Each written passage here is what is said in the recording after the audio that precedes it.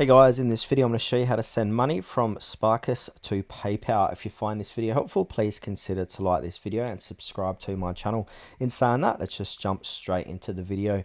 Okay, so unlike traditional bank transfers, you can't directly push money from your Sparkasse account into PayPal. Instead, you must link your Sparkasse bank account to PayPal and then add or send money via PayPal's interface.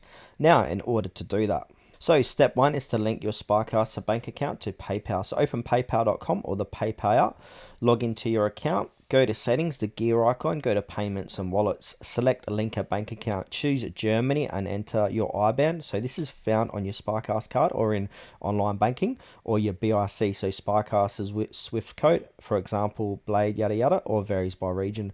Now confirm and verify your account. So PayPal may send a small deposit. You must confirm later.